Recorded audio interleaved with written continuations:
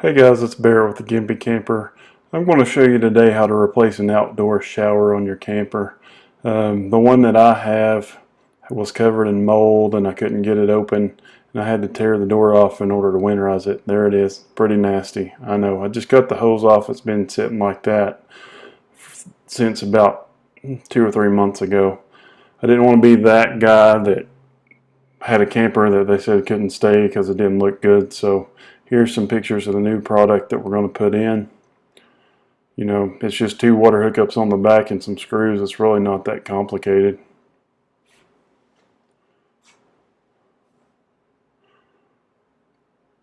It's just one unit.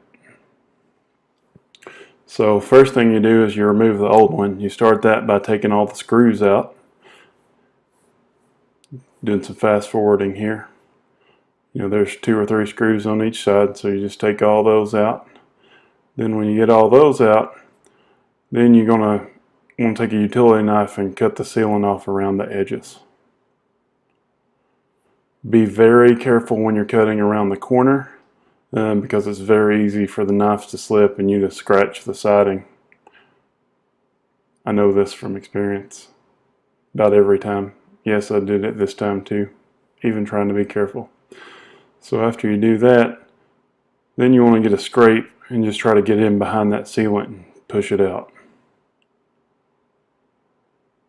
So just work around all the edges here. My surprise was that the water attaches under the sink here. I didn't know that, but I found the connections because it wouldn't come all the way out. It didn't have enough hose. So you have to get back in there and unhook the water connections first. They're just compression fittings. It's pretty easy to get off. Alright, so when we get that thing out of there, we got to get the old sealant off. If you just try to scrape it off, it doesn't come off very good. So spray some WD-40 on there. That loosens that stuff up and it just flies right off of there. See how easy it comes off now? Then when you get it all scraped off, you just want to take a paper towel and wipe it dry. Then we want to get our new piece and we want to put butyl tape around all 4 sides.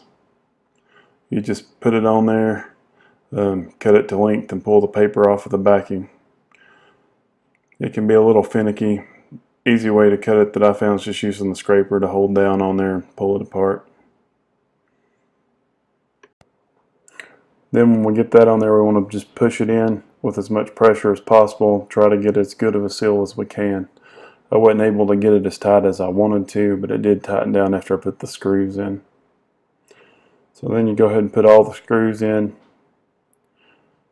Ideally you want to go like across from each other, but I went along the same line because I was trying to tighten it up. Then we have to go inside and connect the water fittings. These are compression fittings, so you just put them on by hand. You don't need any Teflon tape, and just don't over tighten them because they'll crack. You don't want to break those off. And then the last step is just to go outside and put some sealant around it. Seal it up real good. I use dicor. This is non-self-leveling. That's important.